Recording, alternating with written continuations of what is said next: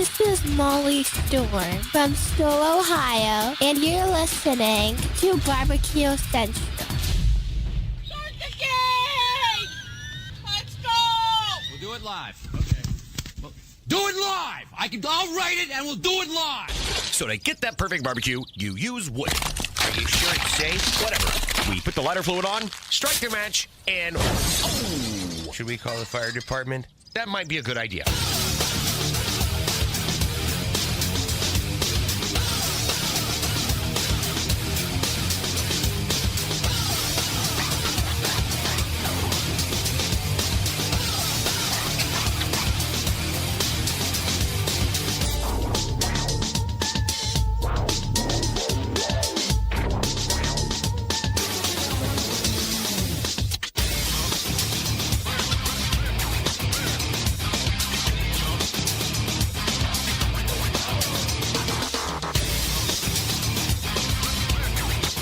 Good evening and welcome to the really big Barbecue Central show. This is the show that talks about all things that are important to the world of barbecue and grilling. This show originating from the Rock and Roll Hall of Fame city, Bomb City, USA, Cleveland, Ohio, the barbecue capital of the North Coast. I'm your program host, Greg Rempe. Happy to have you aboard here on your Tuesday evenings, a live fire, fun, and frivolity show. If you'd like to get in contact with the show this evening, or you would like to follow the show during off-show hours, here's how you do that. You can get in touch with the show by sending an email to Greg at BBQCentralShow.com. Follow us on all the social media channels at BBQ Central Show. And be sure to subscribe to the show podcast feed on your favorite podcast platform. Anything else you want to find out about the show can be found at the main website, thebbqcentralshow.com. And here's what's happening in case you get the newsletter coming up in about 12 minutes from now. The first Tuesday of a brand new month, and at 14 past the first hour, it can only mean a visit from the most high-profile barbecue and grilling personality there is today, Malcom Reed. To BBQ Right.com, his website, and the associated YouTubes, as I had just mentioned. So we're going to be talking to Malcom about steak and simplicity of steak and jerk chicken, because that seems to make an appearance every so often with Malcom on the YouTube channel. We'll go semi-in-depth on jerk. Bunch of other stuff we can talk about Malcom with as well. So looking forward to the monthly catch-up with our pal Malcom Reed. Then 35 past the first hour. You saw him last week as an embedded correspondent from Tennessee, but this week we talked to him as a pitmaster recapping a rib contest held in Ooltewah, Tennessee. The pitmaster of Blinky's Offset Barbecue and embedded correspondent from Tennessee, Matt Osman, rejoins the show. Yes. Sorry for the extra drum roll. So if you recall, Matt had all of the show karma given to him. All of the embedded correspondents and myself said that we believed 100% yes, that he would win the impending rib contest that he was going to be cooking this past weekend. I have stayed away from the results. I have no idea what on. Nobody has contacted me subsequently because I wanted to live in darkness or under a rock. So we will get the happenings from Matt as it happened, and we will see if the show karma reigns supreme. And it always works, so I feel pretty confident that Matt comes away with the GC. But we'll get all the catch-up on that here in about a half an hour. And then we'll move to the second hour. And 14 past the second hour in the first Tuesday of the month. So first hour is a Malcom Reed visit, and then second hour, always a Sam the Cooking Guy visit, and this one will not disappoint as well. Sam locked and loaded, plenty to talk about. We have trends that he is cooking on the channel, an onion cheese blanket. I don't know if that's the technical term that the trend is running with. Anything with onions I call simply gross. So to see it becoming a trend is something that is unsavory to me, at least. Nothing that I would try. And we'll talk about why they tried to do it, how they were successful or unsuccessful at it. I saw some people who are very good chefs, very good cooks on YouTube, TikTok, Instagram. they did not reign supreme in the final product of this onion blanket. I don't know. Or we're not going to get to any of that because I do have set agenda. I do have Sam the cooking guy, and typically those things are missing like ships in the night. So that's how the show is laying out here this evening. Malcom Reed and Ahmad Osman first hour, and then Sam the cooking guy second hour. Don't forget you can follow me socially. Instagram, Twitter, TikTok, Snapchat, LinkedIn, all with the handle at BBQ Central Show. We say good evening to all of you watching tonight through one of our video streaming platforms. You can go to facebook.com/BBQ Central Show to watch, or twitter.com/BBQ Central Show, or you can watch on YouTube, which is youtube.com/@BBQ Central Show, where we have a new YouTube poll question of the week, and we're asking everybody this, including all guests, on the heels of last week's show. Do you personally know the mayor of any town? Any town, do you personally know the mayor? And currently 56% of you are saying yes. You personally know. I'm not saying do you know who the mayor of any town is. Certainly a lot of people know who mayors of towns are. But would you say you could walk up to this person on the street or call them on the phone, have them over for dinner or a cup of coffee? Personally know the mayor. Of course, we all know I know personally the mayor of Wickliffe, Ohio. We sat in on the show last week. So 56% of you are saying that you do know a mayor personally. Results of the poll from last week. Did you know how the Michelin Star Guide really worked prior to Robert Moss or Daniel Vaughn explaining it? And 82% of you said, yes, you did know. I'm shocked that many of you knew that. I am aligning with the 18% that did not know that the Michelin Star Guide is bought and paid for, whatever. We start here this evening before Malcom Reed joins us. And before we get into some fan feedback and questions, I do want to thank last week's in-studio guest, the aforementioned mayor of Wickliffe, Ohio, Joe Sakis, for not only being here and doing a great segment on his own in the first hour, but sitting in for the whole show. I thought he was especially great in the second hour during the 100% Assurity questions segment, along with the embedded correspondence. Needless to say, I learned something about Joe that I never knew, and I've known him for well over 10 years, which is that he owned his own draft beer line cleaning company for no less than 20 years. I only thought he was a full-time DJ before he got into the local political scene, but here's Joe being a successful entrepreneur for all these years, and dare I say, decades. Of course, now he seems to have found his true calling, which is serving the citizens of the city that he loves so much. Wickliffe remains in great hands through the end of the year here and hopefully into a second term. In fact, I can't imagine that between now and July, someone is going to run in opposition of Joe Sakis. In fact, let me save any of you dummies the heartache and embarrassment that currently live in Wickliffe and are thinking about jumping in opposition of Joe. Don't bother. You're going to get boat raced. You won't have a better first 4 years than Joe has had, and you certainly won't have a more productive second term than Joe is projected to have. So just stay down, wait 4 more years until Joe's time runs out, which, by the way, is a bit of a shame from a mayoral position that there are only 2 terms as a limit here in Wickliffe. But rules are rules. And what do I always say? Without rules, there is chaos. But I do know this, and I'm sure you felt it too. Joe, in short, transforming Wickliffe into a destination across the nation for both people to live and work in. And well done to Joe in that regard. Now we have some fan feedback. Dennis in Colorado writing in regards to getting your grills ready for the grilling season. Greg, I hired a local company called Fireplace and Grill Experts. They spent 2 hours breaking down my 42-inch Twin Eagles, cleaning and polishing everything from cleaning burner holes on all the burner tubes and vacuuming the infrared sear zone and rotisserie infrared burners. After 7 years, it was time for a deep clean. All this for the low, low price of $275. Love the show. Regards, Dennis. Good for you, Dennis.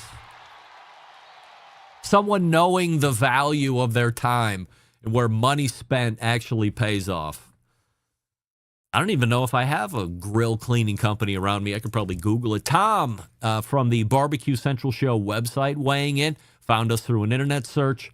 What would he like to hear more about? The new Ninja FlexFire grill. Does he have any show feedback? Awesome show. Love it. Thank you, Tom, for weighing in.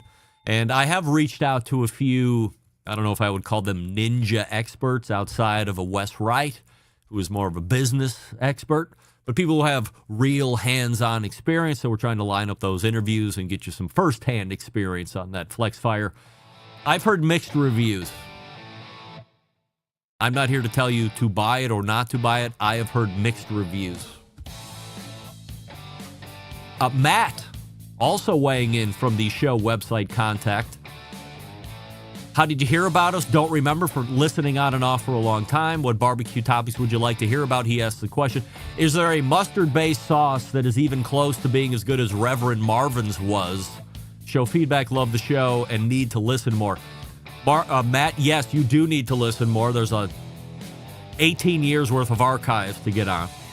And then to answer your question, is there a better mustard-based barbecue sauce that's even close to being as good as Reverend Marvin's? The simple answer is no.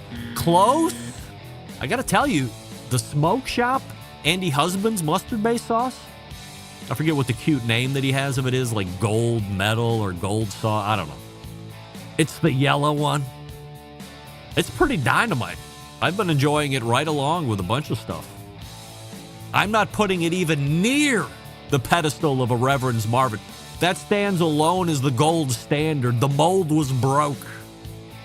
However, a suitable replacement, because it appears that Reverend Marvin's is never coming back ever on the face of the earth. And I have pretty much confirmed that with Woody, the Reverend's son, who has the recipe, who has refused to make me this mustard-based sauce at my behest. And I've offered to pay. Like, I'll pay. It's still a round rebuffing, which I don't really like, Woody. But no, Reverend Marvin stands here and everything else out of screen. You can't even compare. Anyway, thanks for writing it. Malcom Reed's ready to go. Before we get to him, let me talk to you quickly about Pits and Spits. Let's kick things off with the Pits and Spits griddle. I've been telling you about it for months. The gas griddle combines the power of a traditional grill with versatility of a flat top. Engineered with precision and crafted from top quality materials, this versatile griddle set to revolutionize your outdoor cooking experience. Constructed of that 304 marine grade stainless steel, fully welded design. The griddle comes with 4 burners to accurately manage your heat zones and gets blistering hot with 80,000 BTUs, made with the Pits and Spits signature quality. Now, for those of you building your ultimate outdoor kitchen, you have to check out the built-in pellet grill that they make, designed for the discerning grill master who demands top-tier performance. This grill is the centerpiece of any serious outdoor kitchen. From low and slow smoking to high-heat searing, this grill can handle it all. Brisket, ribs, pizzas, veggies, you name it. This grill can handle it. With the Pits and Spits legendary craftsmanship, you can be confident. It's built to last with stainless steel construction and a design that's reliable as it is versatile. So, are you ready to take your cooking to the next level? Head on over to pitsandspits.com/BBQ Central. That's pitsandspits.com/BBQ Central, all spelled out. Double T on the Pits and Spits. Use promo code BBQ Central for a free spice pack with orders over $500. Know this. If you order any cooker or fire pit or anything, it's going to be over $500. You're going to get that free spice pack. Just use code BBQ Central at checkout. And then we will have Malcom Reed next. You're listening to the BBQ Central Show.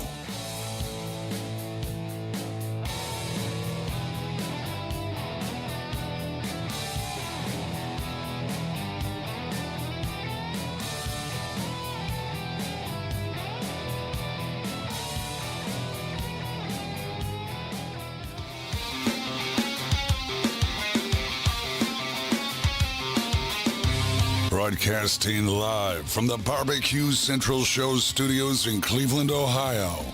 You're listening to the BBQ Central Show. Once again, here's your host, Greg Rempe.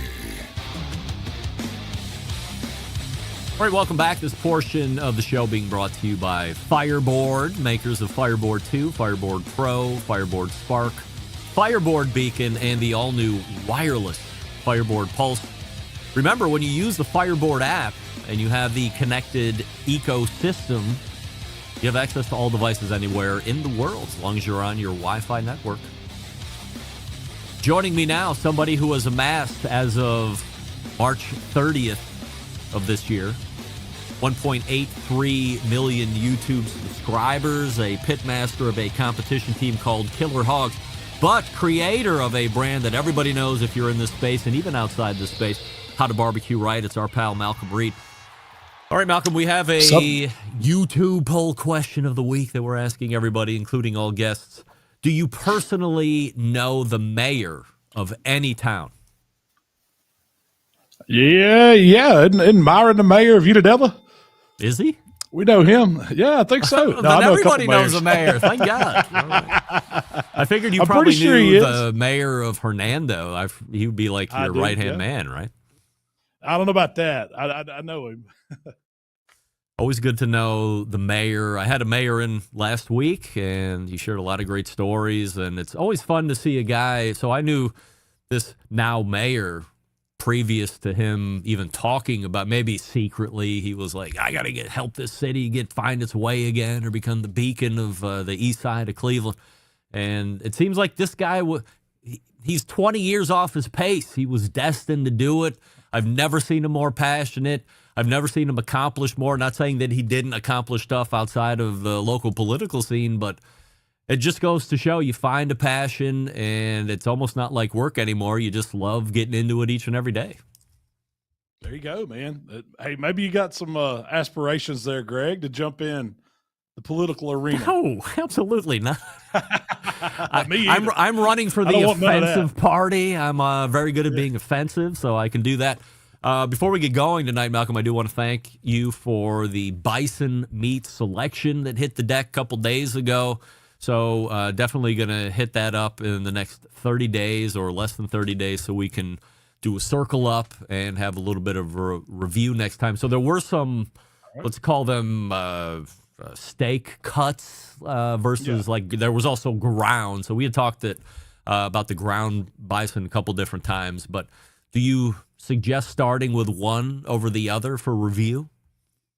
I would try the ground first just to get a taste for it, and have what your favorite beef in mind that you like to use and compare it to it, because you're going to notice it's got a really, really rich, bold flavor. It is a beef-like flavor, but it's a little more intense, and you're not going to get near the fat. Like when it cooks, there's no grease, and that's what's good about it. It's healthy for you, so at least that's what I'm told. When I am cooking, so I search for the highest or the most lean ground beef, because I'll make ground beef and eat it for dinner, so many ounces, whatever.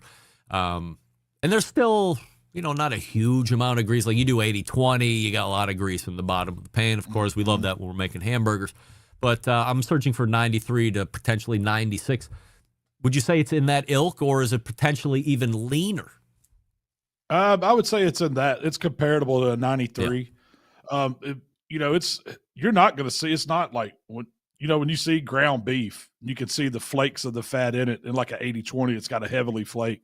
Yep. And then the lean, you can still see some. Well, this, you're not going to see any. It's just dark, really, really, really dark red meat. So, but I have no idea what percentage it would be. If I had to guess, it's in the 90s for sure. Yeah. All right. Well, I'm very much looking forward to this. It's been a while since I've had ground bison, which I have had before, bison burgers, but I haven't had any of the meat cuts. So looking forward to that as well. So true or false, Malcolm, steak videos rake when it comes to YouTube views? They usually do pretty well. I guess everybody's into cooking a steak, man. I looked at your most recent video, which was jerk chicken, and then I looked at the one just behind it, which was only a few weeks released before that one, which was a nice tutorial of steak cooking, especially on charcoal, where you go over a lot of good stuff, especially on the ribeyes. And when I looked, so this would have been March 30th, 350, 360,000 views, and the recently released jerk chicken was like 65,000 views.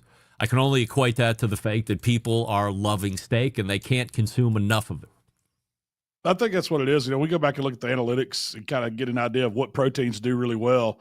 And it's always your bangers are going to be ribeye steaks, tomahawk steaks, fillets. Brisket jumps up in there and ribs jumps up in there too.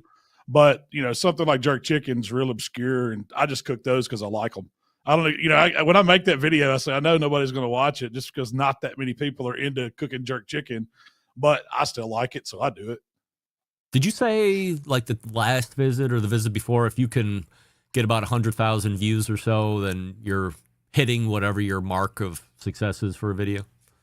I mean, it's hard to gauge because if it's a straight recipe video like that, which a lot of mine on YouTube are, they kind of stand the test of time. So if they jump out of the gate and they're, you know, $50,000, $60,000 or viewers, that's going to be a pretty good video over the test of time because it is going to relate to money down the road.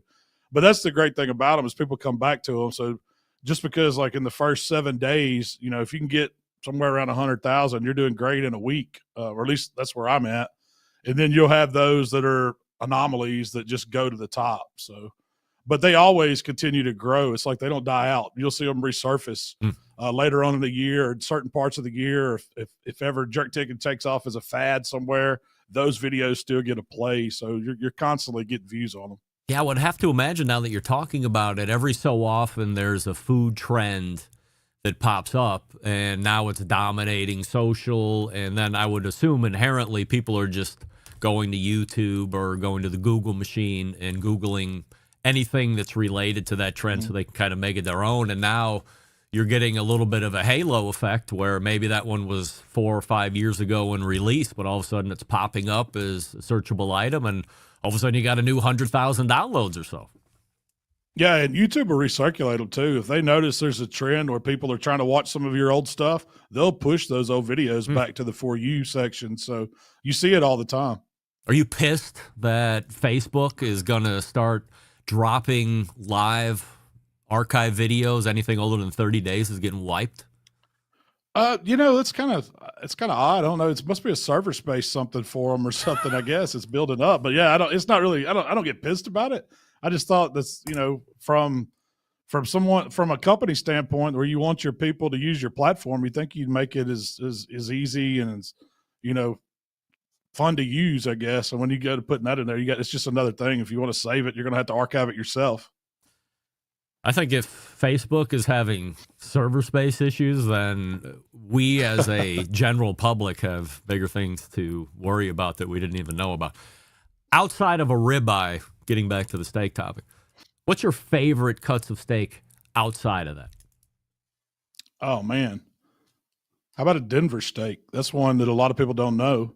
That's so go by a different name? No, that's what I know them as, Denver steak. It comes off of the chuck area, but it's kind of, have you had a chuck eye steak? It's very similar to a chuck eye steak, that one top muscle on it. So it kind of looks like a little strip, but it's all marbled up, and you wouldn't think it'd come out of the shoulder, but it's super tender and it has a really great flavor. Is that the same as have you ever heard of a bavette or a bavetti cut? I've heard of a bavette. I'm not exactly sure which cut it is, but I've heard of it. I've only ever had it once. I got it in the local supermarket up the street. It happened to be whatever brand of Wagyu that they're carrying at the Heinen's local. It was a delight. A delight. It has since never returned. Never. It's like I got the only one, and they're like, oh, Rempe bought it. Let's retire it forever. And I've asked around some local butchers. They stare at me like I'm speaking Greek. So usually if you say it by one name, there's either a butcher name or a butcher number or another name that everybody knows it by. But this one seems to be a bit of an anomaly at this point. So if you run across, I guess what I'm saying is if you run across any bavette and you have a source, let me know, because I have to see if it was such a delight for a second time. I'm going to Google it as soon as we get off. All right. I'll send you a text. Outside of the Denver, what's the most underrated cut of steak? Probably a sirloin. When a sirloin's cooked right, it's a fantastic steak. It's really beefy, but I think it's overlooked, and often it's the cheapest one on the menu when you go out. We're speculating here, but do we agree that it's overlooked because for whatever reason it has gotten a stigma of being a shitty steak, shitty quality steak?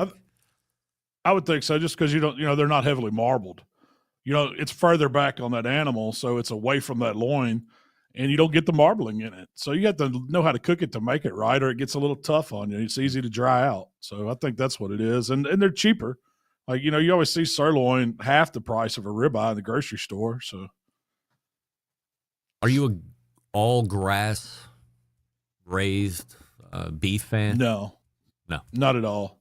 No, I don't mind mine grain finished. I want them to taste good. Yeah. I like that intermuscular fat, man. You just don't get it for as much from the grass-fed animals as you do the ones finished.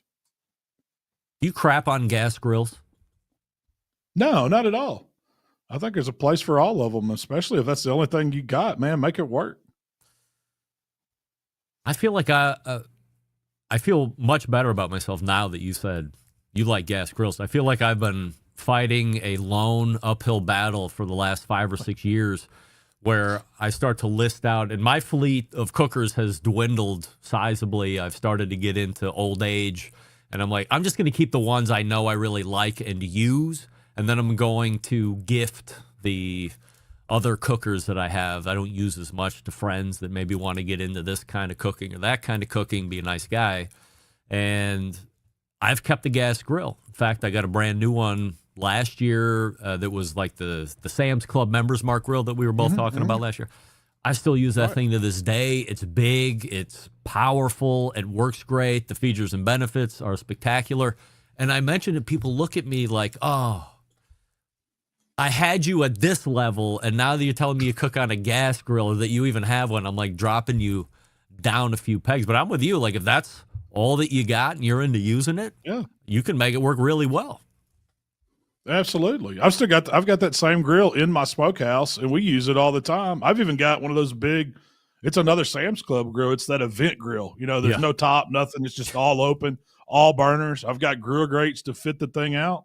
Man, we use it all the time. And so I think it just comes down. I mean, I'm not one of those guys that's going to look down on somebody for the type of grill they have. If you're cooking outside, it's good to you, your family enjoys it. Hey man, knock it out of the park. Keep doing it. So I mentioned the most recent recipe. You said it's a bit of a obscure one or a little bit more of a niche. Jerk chicken. So where does Malcom's love and passion for jerk chicken come from?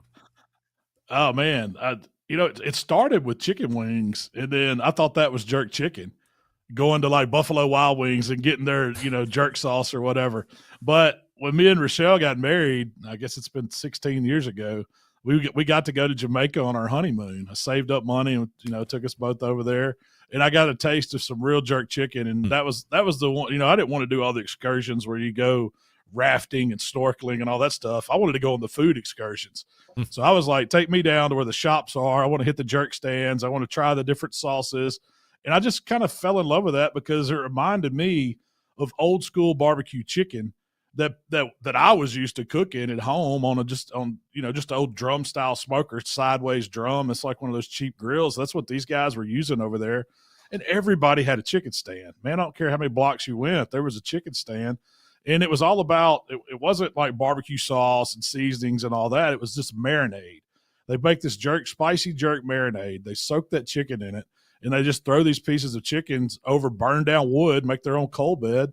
And it's some of the best tasting chicken you've ever had. It's full of flavor. It's moist. It's juicy. It's not pretty by any means. It's not it's not like something you'd serve at a competition or something. It's real rustic, but man, the flavor of it's phenomenal. Do you make your own from scratch with ingredients, or do you use like a bottle jerk marinade that's good? So I've done it a couple different ways, but the best one that I found is to take like a bottled product, and there's one called Walker's Wood. It's probably the most popular one sold in the world, but it's made in Jamaica, and it's a bottled product. Well, I like to take that and doctor it up because it's a great foundation. You get some of those really good flavors that they use in it. And then I like to add a little more citrus to it, add a little sweetness to it, because theirs is more about heat and savoriness. But I just like the little sweet flavor that brings it out. So I'll doctor that up. But I have made my own. But the thing with jerk, it's really not a brine, or it's not a marinade per se. It's kind of a chunky sauce almost. So it has a lot of the fresh vegetables and the peppers and everything they put in it. They blend it up, and it makes it real chunky. And, the herbs, the seasonings, the spices, all that helps get in the meat as it sits in it. And it pulls out juice of the chicken, so it ends up being really wet. But when it starts, it's almost like a paste, just a little bit thinner than a paste that's chunky. And so that's what makes it really good. From a cooking standpoint, just direct heat, or would you use a small? I mean, if you have the option, let's say you have a Green Mountain Grill, Traeger, whatever pellet cooker you got, or you have like Kettle or Primo or something like that. Which one do you want to use, and why? I would think it needs to be medium high heat. So use whatever you got. I mean, your gas grill will work, but it's not like you're searing a steak or anything. It's cooking chicken. So if you cook chicken, I like to have a 2-zone fire going to where I've got, a little space away from that direct heat, so I can start that chicken off. I can get it cooking. I can get it up to temperature. And that way, when I get ready to sear it over the hot coals or closer to the heat source, I can move it over, get the skin a little crispier, get it kind of charred up, get some of that really good flavor of flames almost kissing it, giving it some authentic flavor. But I mean, if you want to do it the real way, you got to have pimento wood, which I've never found that. I haven't went out of my way to fly it in or anything, but it's not readily available to us here. And so I just use coal or whatever I had. I've made some really good jerk chicken on the pellet grill. The last batch, I think I did it on my Primo, I believe. I can't remember. That video's been a couple weeks now, but I did it on the Primo, but I've done it on my Weber kettle. I've did it on a drum. So you could do it on any kind of grill, man. Cuts of chicken work better in this kind of a situation? It's up to you. Like, when I've seen traditional jerk chicken, it's always kind of quartered up or split up. It's like they start with the whole chicken and they just cut it into pieces themselves. The pieces that are too large, like the breast, they'll take those and chop them in half or cut slits in it to get it to cook faster. For me, I really think the best piece is that wing. That's got all the flavor. It's got the extra skin on it. I'm a wing guy, so I like that. But a lot of people like the thighs, man. From a what's coming up standpoint over at How to BBQ Right, what should we be looking for over the next 30 days or so? Right now I've got the Gulf Coast Smoke at the smokehouse, and we're doing some videos. I'm doing a couple kind of a collab thing, so I'm going to have something coming out where on our channel, I think it's going to be short ribs, like Texas style short ribs, something like that. That's coming up. Then I did a Memphis style smoked bologna. Now, I don't know if you're a fan of smoked bologna, but that's a Memphis thing. So I showed him how we do smoked bologna with the mustard slaw. Kind of built a big jumbo sandwich like you would see here in some of the Memphis famous restaurants. So you guys are combining to shoot videos for respective channels, or are you just giving them a how-to? No, we're kind of doing combining. He's he's a visitor. He's a guest on mine. I'm a guest on his. We'll get a podcast out of it. We'll get some shorts out of it. We're going to go on a little restaurant tour, eat a few places, probably do a video on that. So who's just more having popular? a good time. Oh, I don't know about that. I mean, I got more numbers, I guess. Yeah, okay. Well, that means you. I go by numbers, Malcom. You know that. I'm a numbers guy. Yeah. All right. Yeah. So what, any idea when that's going to be releasing out here? It'll probably be a couple weeks. Yeah. We did some stuff last week. I don't know if you saw over the short that I did where I recrusted an uncrustable. Yeah, man. I meant to ask you about that. Like, what are you doing? Dude, that was sick, man. Were they good? I've cooked some good stuff in my day. That one right there was like, holy cow! It's like something you get at a fair, fair food. It's immediately what I thought of when I saw it. I don't think I had an Uncrustable until, I don't know, 2 or 3 years ago. Never had one. I was like, why would you buy these? You can put 2 slices of white bread, peanut butter, and jelly. I mean, that's no brainer. Why would you buy it already done? And I was wrong. Wow. Man, those things, when you batter them and you fry them, God, man, it ought to be illegal, really. So it ought to be illegal. I knew of Uncrustables ever since my oldest was starting to play travel volleyball, because there's nothing easier. Keep them in the freezer. You can chuck 4 or 5 in the bag. You're playing all day long. You don't want to go eat chicken nuggets and fries in between offsets. So you down some Uncrustables. You get a little protein, a little sugar boost from the jelly, and away you go. So I've been a long-time fan. It never even crossed my mind once to put them in like a pancake batter and then deep fry those some bitches. But you made the face, and I see everybody go, oh, Malcom made the O face. And sometimes the O face is a little more O-y than the next, and this one was a big O. Well, I just thought of doing that morning at the grocery store. I was doing a few other videos. I had to grab a few things. Shell let me go by myself. So I'm wandering around, and I thought of it. I don't know if I was hungry or what, but when I come back, I told her what I was going to do, and she said, "You can't do that. Nobody wants to see that." You know, I was like, "Well, let's just try it. It sounds good. Can't be bad." And then I blew them all away. I mean, it was crazy. I ended up cooking that whole box. I don't know how many's in there, 10, 12, something like that. But I had a couple camera guys over, and my son wanted me to bring him some, and man, I just had it all. I had them all like sugar dusted, honey drizzled over them. It was probably 3,000 calories in that one little bite. Yeah. It was incredible. Yeah, but it was worth it. This might be the dessert version of Atomic Buffalo Turds, where you think you've made too many, and in reality, no matter how many you make, they're always going to be gone. Yeah, and to be joking, Shell bought me this little Uncrustable maker, so I'm fixing to see what else I can encrust.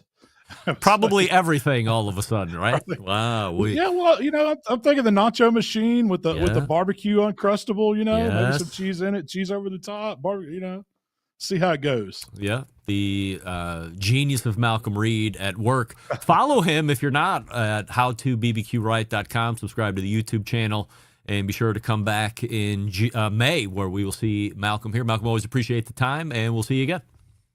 All right, thank you, brother. Good to see you, Greg. You got it. Malcom Reed right there. Deep fried Uncrustable. Recrusting the Uncrustable, as he was saying. I meant to ask him right off the top about that. It did look good. Is it in my barbecue diet? Andrew, It is not in my barbecue diet. But maybe on Saturday. Maybe on Saturday. Get back from Houston. All right, Matt Osman is in the green room. We'll find out if the show karma holds true or not. Wait with bated breath like me. Speaking of Primo Grills, the aforementioned, what do we love about ceramic cookers? We love that they're fuel efficient. We love that you can achieve low and slow temperatures for the traditional barbecue meats, but we also love that they can get rip-roaring hot for the high-temperature grilling of steak and other thin cuts. But what's missing in the everyday lineup of ceramic cookers? The real ability to do true two-zone cooking.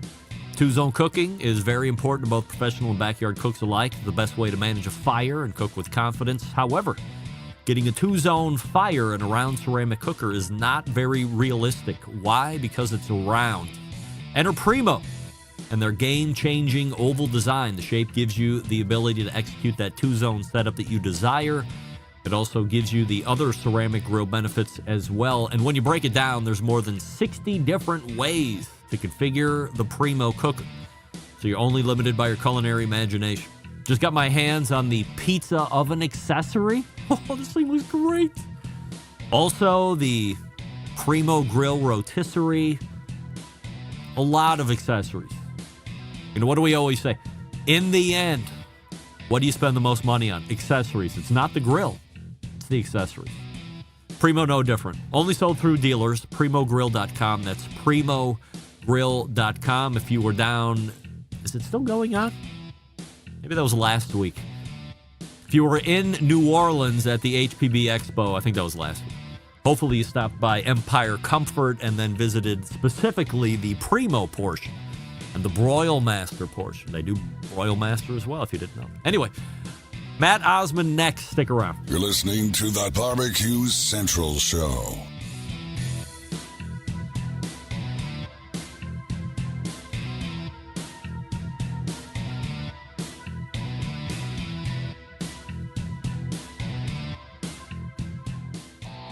Howard Stern, Jim Rome, Dan Patrick, and Greg Rempe. The Mountain Rushmore of talk show entertainment.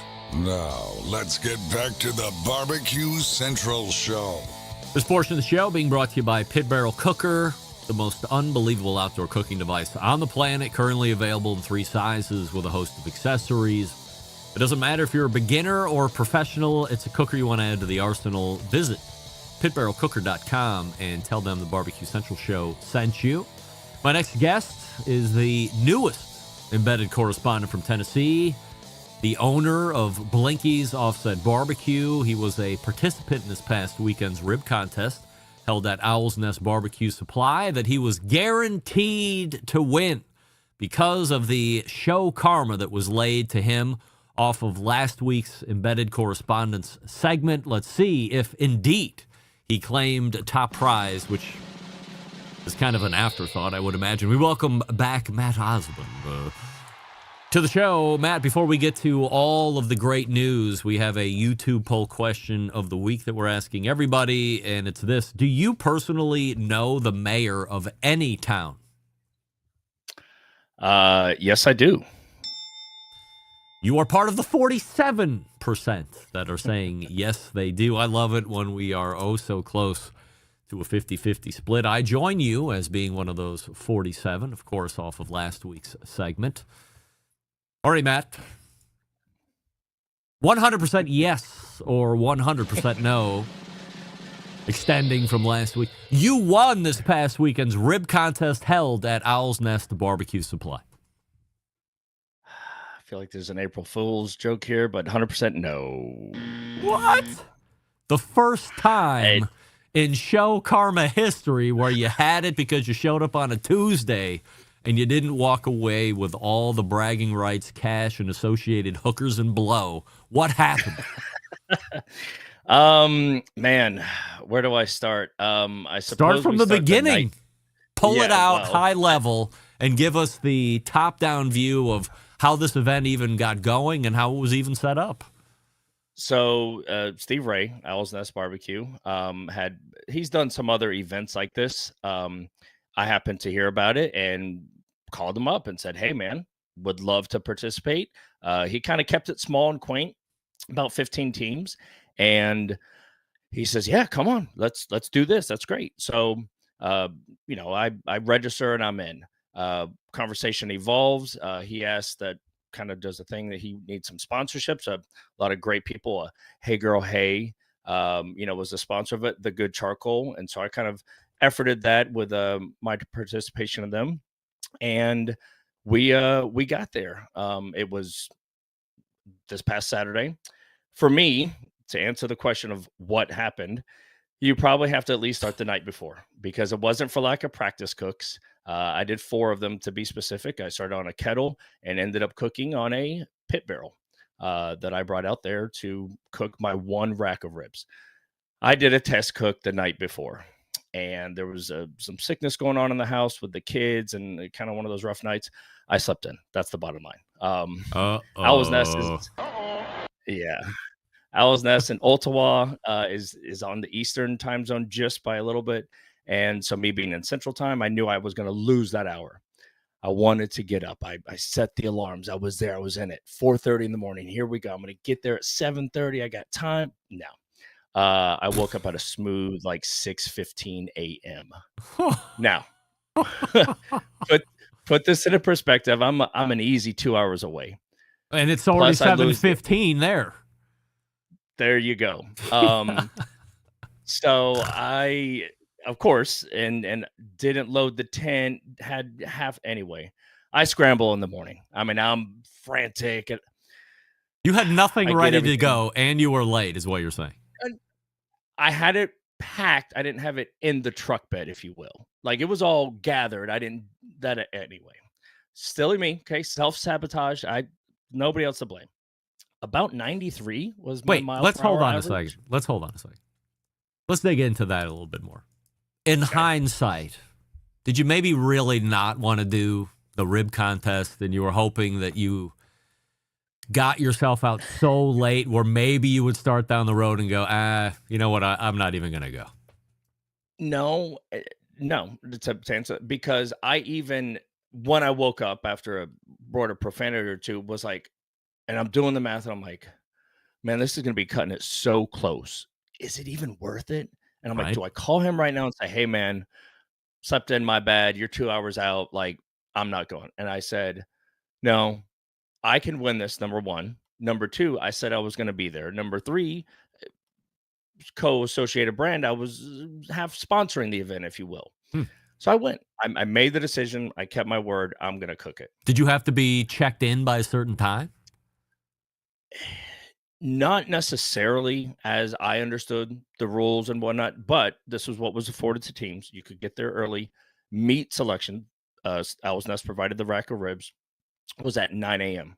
You had from 9 a.m. to 10 a.m. to light your pit, trim, season, whatever you want, prep your cook.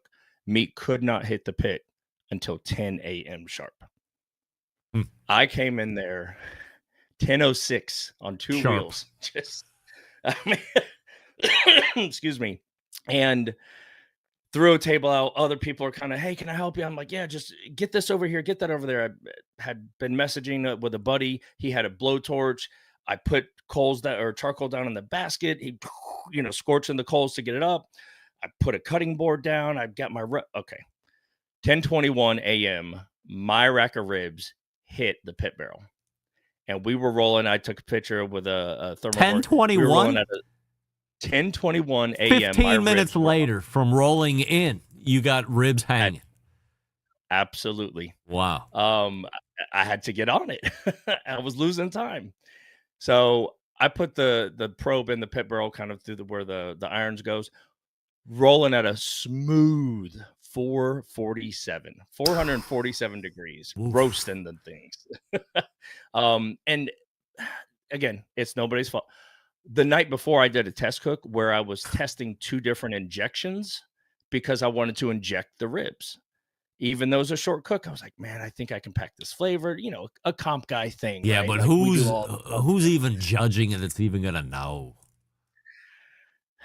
I was in my head. I mean, I was trying, but I wanted to. Okay.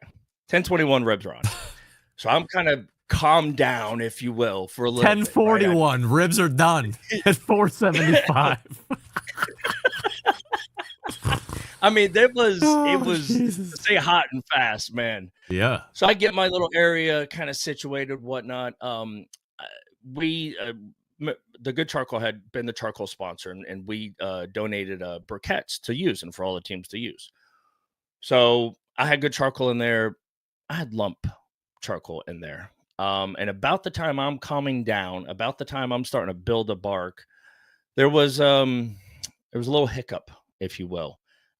Some other teams that were there and Steve was, let me say this up front, incredibly professional, super nice guy. Steve, Of course. just very gentle, direct, but there were some grumblings that I may or may not have been cheating or coloring outside, cooking outside the lines, if you will. Like how? And it was because I was using lump charcoal, albeit the same brand, and they had briquette charcoal. So what? So Steve pulls me aside and says, hey, bud, we got a problem. And he tells me what some issues are. And Now wait a second, because we are courageous on this show. Mm-hmm. We do not become discourageous no matter what, because we are courageous. Name the teams who narked you out. Okay. I'll make note. Well, because the team that won? 3 teams that place in the top 5. Let's say it like that. I don't know all the team names. I wasn't. So he pulls me aside. He tells me the issue. I put my hands up like, what? Are you for real? Like, seriously? I was like, is it that? Okay. Pause. Is it in the rules? I said, Steve, okay, it's where I'm going. I said, Steve, look, from everything I say to you moving forward, I said, I need you to know this is not against you as a person. I love you. Is it like, I need you to know where this is coming from. Okay. I said, look, My father is an attorney. I kind of grew up in a legal household, if you will, in that mindset. I'm going to pull up the guidelines right here. He sent out guidelines. It said charcoal. It did not say briquette. It said you must cook over charcoal. Yeah. He alluded to a previous one-on-one conversation that we had where we specifically were speaking about briquettes, but I had no interpretation that was the intention. Back to me being late. Had I been on time, I would have looked around. I would have known. I would have got my bag of good charcoal briquettes and used them. Because I got there late. Everybody's, first of all, they're looking at me like, this guy even going to make turn-ins? Like, there's no way. There's no way It goes on. Now, mind you, I'm also entrenched in this microwave cook, if you will, right? I mean, I'm roasting these things. We go back to his office. We come back. He is meandering with some other teams. Approximately 20 minutes, that whole debacle. And I'm sweating. I'm going to continue to cook because at least I'm going to eat these things. And is this all I'm before thinking like 11 a.m. in the morning? Oh, Eastern? yes. Yeah, this is about between 10, let's say 35 and 11. Because Wow. 11 is when I started to wrap.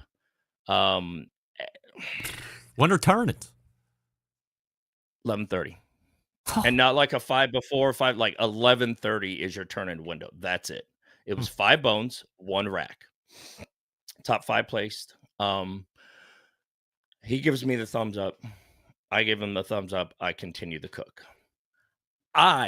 Listen, if nothing else came from this, I cooked a rack of ribs in 41 minutes. And you liked them? They didn't suck. I mean, they weren't, at all my probing. I mean, just gushy all the way through 206, 207, a couple parts 208. And I'm like, man, I might have a chance here. When you would I did reference the practice cooks, were you cooking at 400 plus degrees, or was this a one-off? No, this was definitely a one-off. Those practice cooks, because I thought I was gonna have the full 90-minute time length. I timed myself. And I didn't even actually know in the practice cook. My original understanding was 90 minutes is your prep time, cook time, all in 90 minutes. So I kind of had a timer, the ribs in the cryovac, hit the timer and go. We actually theoretically had if you want to, total prep cook, 2.5 hour cook time from 9 till okay. I like the ribs, man. They didn't have much of a bark, right? Like, you can't set too much. You're not gonna get. But I went heavy smoke with some wood chips, and even squirted them because I needed a musty, like right up front. Squirted them with water to like just soak it. Like I had it in my hand, water, and then threw them in the pit. So because in that much, first of all, it's going to burn up. It's going to get to a clean smoke, but I needed to pack it because I was losing time. Anyway, very unique about this. 11:30 hits, I get my 5 ribs in the box. Steve, this is on YouTube, he aired the live judging. You could hear what the judges were saying, at least about your box number. I might not have known the boxes, double blind thing, but that was very unique. I actually, in all seriousness, I kind of like that. Yeah. Because you can track it along. You can hear it's this. And of course I have it saved because I'm, narcissist, but I remember one of the judges saying, "Boys, I think we might have our new number." And then he kind of cut himself off. Oh, I was hoping he was going to say new number 1, right? I was if I remember right, I think it was the 5th or 6th box judged of the 15. Judging is over. We're all cleaning up our areas, and there was extra racks of ribs if folks wanted to cook those for patrons and passerbyers. Some people did that. We're high-fiving. And then I heard this, and then it made a little bit more sense from not one, but 2 teams. "Hey, how you doing? Great cook." Went, "Oh, man, yeah, you came in here late. I can't believe you even got it." Apparently, I was labeled, ready for this, a ringer. Me. Like, I was the guy that everybody was gunning for. And I said, what? Me, the ringer? It was like, no. My reputation does not precede me. Like, and then maybe that made a little bit more sense why some others were, wanting me out, other than just to have another less competitor. Steve handled it very well. He, I was angered in all honesty, because I had just driven down there like a maniac, broke several laws like I did when I was 18 years old to get there. And again, my own fault, but I was like, I've never in barbecue had that type of adversity. Like, you want me gone? I'm like the life of the party, man. I'm the, hey, how you doing? I'm the woo guy. Like, are you kidding me? Anyway, Steve called following the eat method, if you will. Wait. Would you speculate, because you were getting hammered on using lump charcoal, that if there was an option, or if you put both up and said, hey, teams can use one or the other, or a combination of both, because of what you were getting, the ire you were drawing, do you think other teams would have specifically chosen to go with a lump charcoal? I did get that. I talked to some other folks who were saying, yeah, man, it had to be briquettes, and that's different for us. So I took that as, it being really only two. Well, I guess there's charcoal pellets, but. And most of these people just brought their own charcoal, or they got the bag of charcoal given to them at the contest by a good charcoal? Correct. You weren't allowed to bring your own? So I did bring my own, but again, bit of misunderstanding. And my big gripe to him was, it's the same bag. It's the same brand. It's one thing if I'm coming in there with Jealous Devil or Blues Hog or Royal Oak, and it's a complete, like, you might have a prodding point because it's a different charcoal. It's literally the sister product of what this is. And I would have had no problem.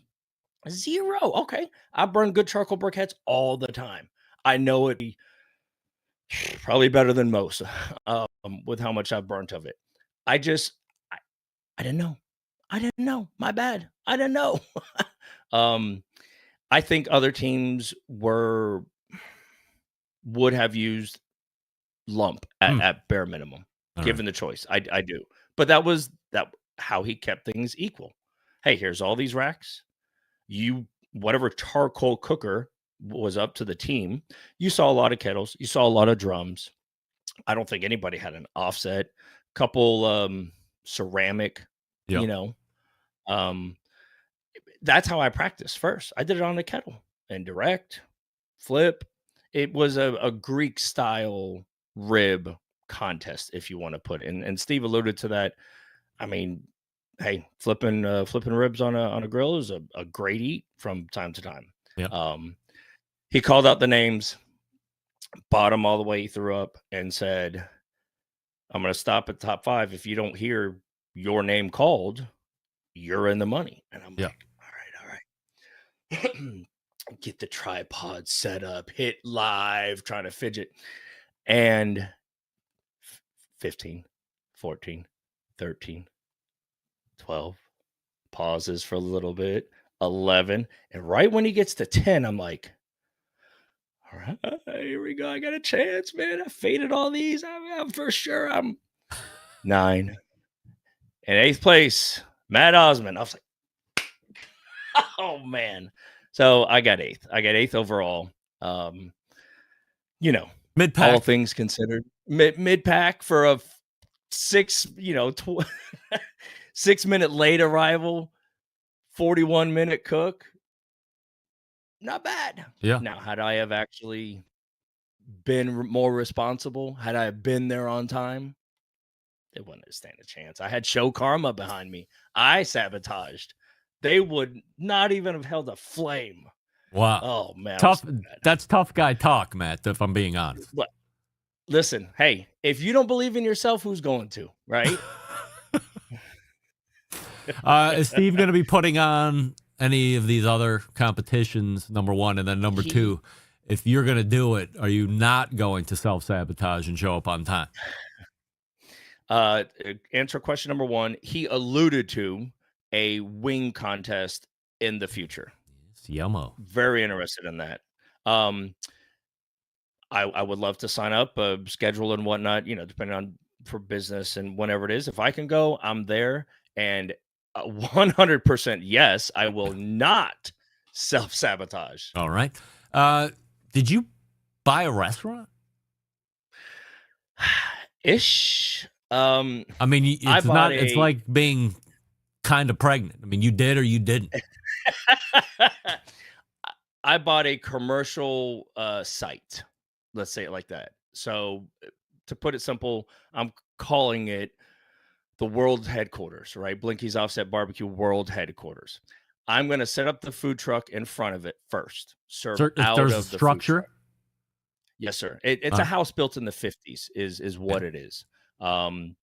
There's either a storm shelter or bomb shelter, probably a big difference, but I'm going to find out one of the two that's in the backyard of this place. Bomb shelter is going to be encased in cement. There's a whole bunch of cinder block, and it kind of goes down at a bit of a pitch and angle.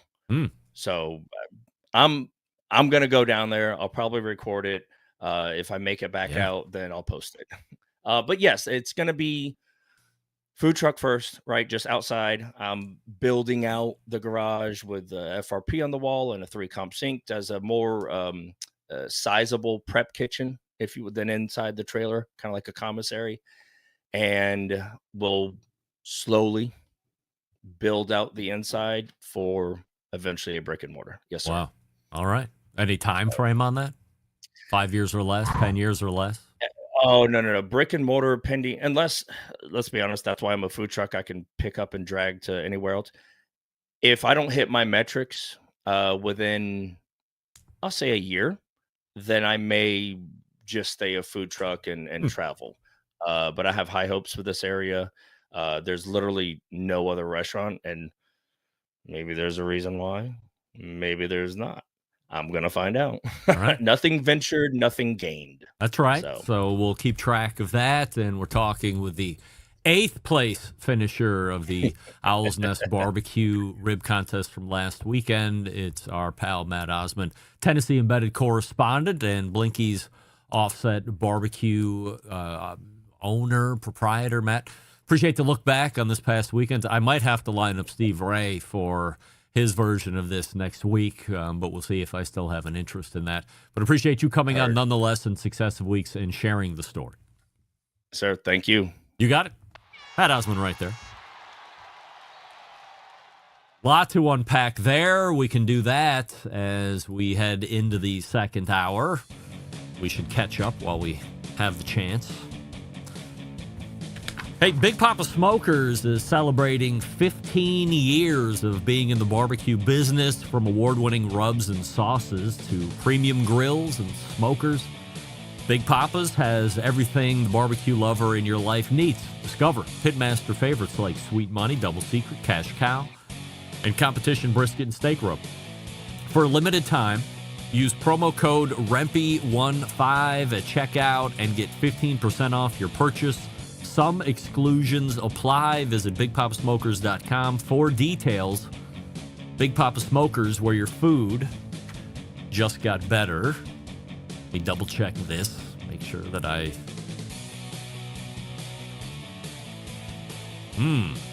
All right, we have a new read coming up next week for Big Papa, so stay tuned for that. I smell great shipping rates. We're back to wrap the first hour right after this. Stick around. Be right back.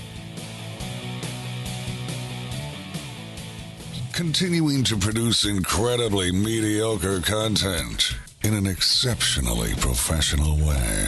You're listening and watching the Barbecue Central Show. Once again, here's your host, Greg Rempe. We thank Matt Osman once again for joining us. You can find Matt at Blinky's Offset BBQ. Blinky's offset BBQ and then the underscore after the Q.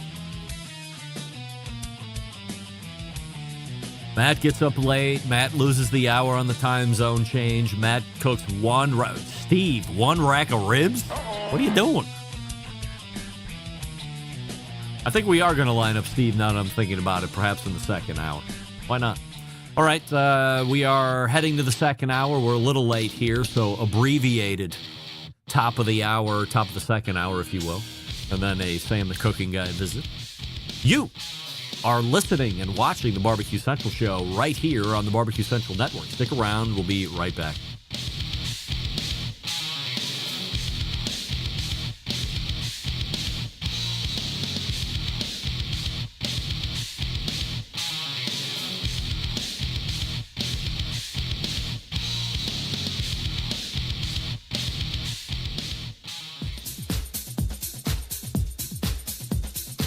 Happy to have you aboard here for the really big barbecue show. We cook because we have to, and we grill because we want to. Hit me! Fine, how's it going? You have a great show. I'm a big fan. Boing. So what seems to be the problem here? This man looks like he's dead, and he's in the crackle. Charbono! It's all about the charbono, dude! Succulent fish! What? He ate 54 wieners. But listen, Lavernius, shut your face. I'm shaking like a dog shit peach seeds. We have top men working on it right now. Top men. And just like that, we are into the second hour. It is the Barbecue Central show, where we talk about all things that are important to the world of barbecue and grilling. If you missed the first hour, shame on you. But don't worry, we're recording, so you can get hour number 1 of this show early tomorrow morning. Early. You can get hour number 2 of the show on Thursday, audio podcast. And we'll talk about Friday here in a second. A lot of you people email me and go, why do you mention when you can get the show on audio podcast? The majority of folks, believe it or not, listen audio podcast. It's not even funny, the discrepancy in who watches live and who listens at their convenience audio podcast. It's not even close. Some would say, why do you even bother doing the live show? I like doing the live show, for crying out loud. We'll do it live. That's right, Bill.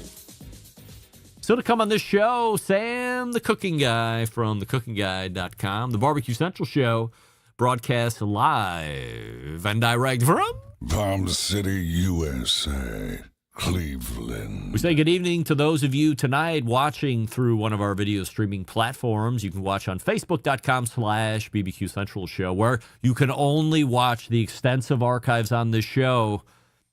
Oh, maybe you can't anymore. Maybe it was the beginning of this month. I forget. Today is the 1st. Maybe that was a joke. Was that an April Fool's joke? Facebook getting rid of archives more than 30 days old on live streams. Is that true? If it's taking place or is taking effect today, good setup for your April Fools, morons. Terry? Yeah, Terry. That was a misfire, sorry. Always good to hear the Terry drop, though. Just that no context Terry drop. Terry. If it was April and it is real, you're screwed on Facebook. You're going to have to go to YouTube and watch all the video archives there, or scroll back through the tweeter. We have a whole bunch. Oh, Lance Owens, realtor to the barbecue stars out there in Kona, Hawaii, saying true. That's a shame.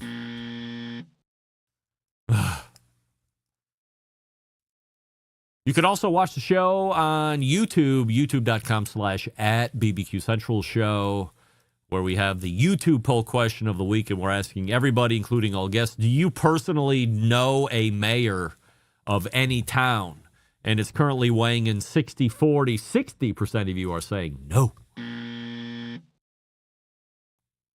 Coming up on the best moments of the Barbecue Central show in 10 minutes or less this coming Friday, episode 377, taking you back to April 29th of 2014, where the aforementioned and then first-time caller, Steve Ray, made an appearance on the show. How about that? Steve Ray, not a part of this show, but a part of this show in many facets and many occasions.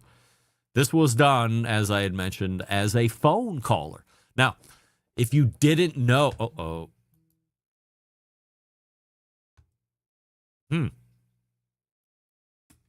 That's a weird... Stand by.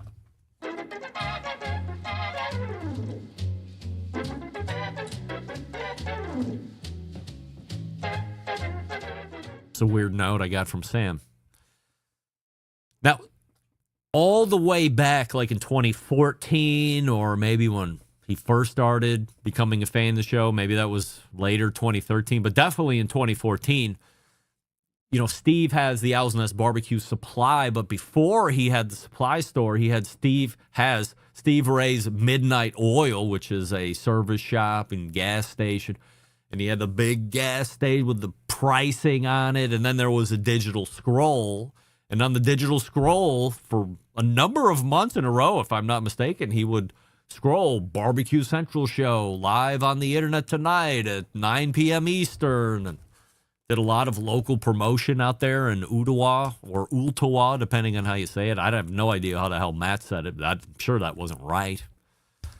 But Steve used to scroll on his service sign that the show was going to be on later that night.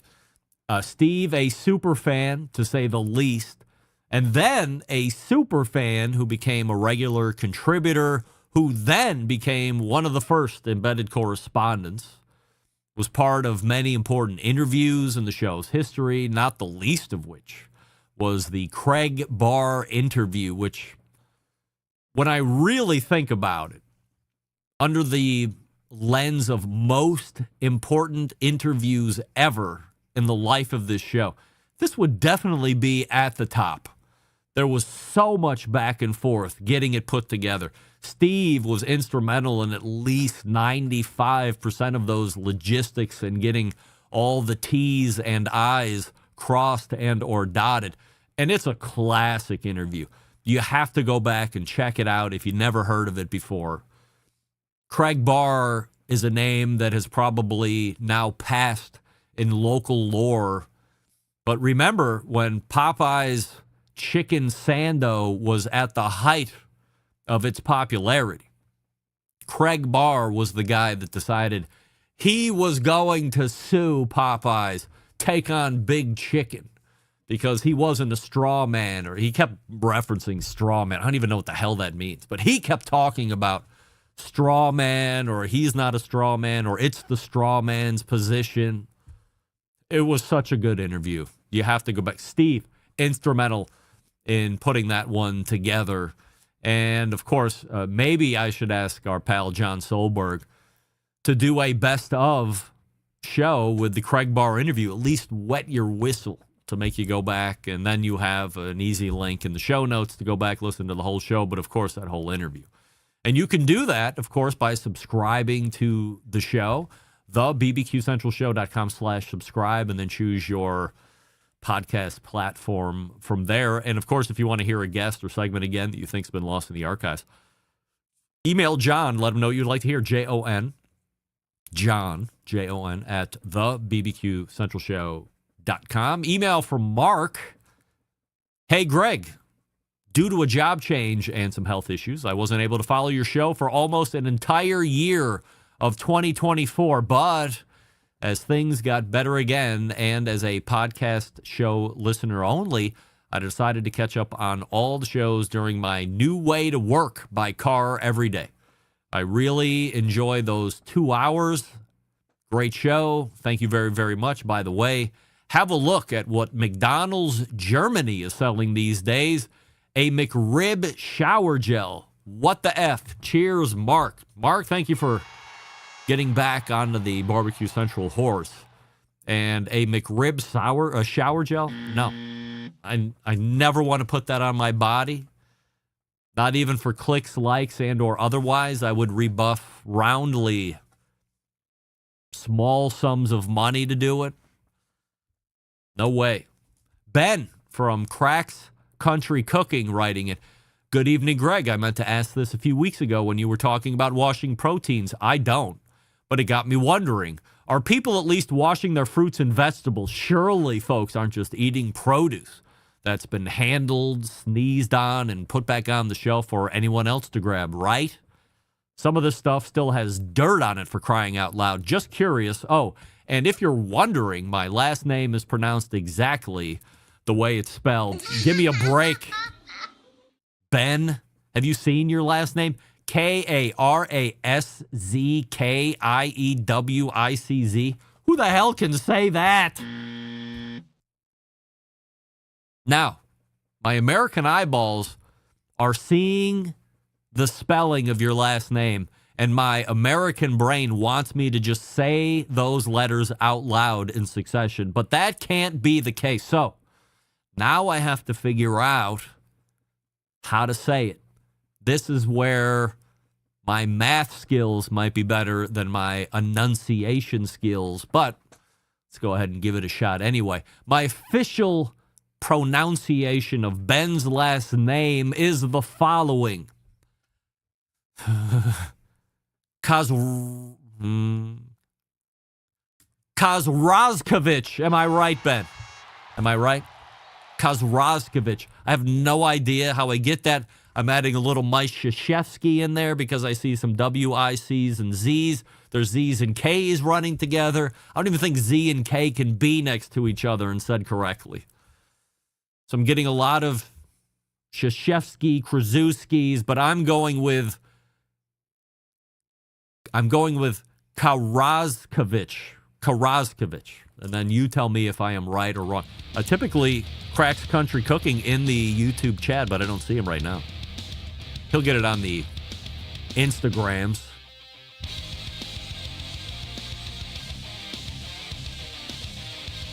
Karazkovich. Yeah, it's got to be it. Sam, the cooking guy, is in the green room. We'll get to him here in just 1 second. Hey, are you tired of diets that make you choose between good food and good results? You don't have to anymore. David McDowell has cracked the code. It's personalized fat loss coaching for barbecue lovers. Lets you eat food you love, like ribs and brisket and wings. Still lose all the weight, get lean, feel amazing. This isn't some fad. It's a proven system that includes barbecue-friendly meal plans, tailored health strategies, weekly check-ins. So you're never guessing, you're never alone, you're never forced to give up what you love. And if you want to be part of something bigger, if you want to surround yourself with like-minded barbecue lovers who are also dropping weight, getting stronger, and staying motivated, then online, the Barbecue Diet Group is where you need to be. Now, here's the deal. You can keep struggling on your own, or you can plug into a system that works. Join now, get exclusive access to expert coaching, real-world strategies, and a support crew that won't let you fail. Go to the website, school, S-K-O-O-L, school.com/BBQ right now, and take the first step because you have, because you can have barbecue in your dream body too, but you have to take action. School, S-K-O-O-L, school.com/BBQ, and take the first step. I'm like week 8 or week 9 in. Month and a half, we got executive physical that I'm working for, and then 2 or 3 weeks after that, Bahamas vacation. I'm going to be so healthy and so muscular, you won't be able to keep your hands off. All thanks to my pal Dave McDowell. We're back with Sam, the cooking guy, right after this. Stick around. You're listening to the Barbecue Central Show.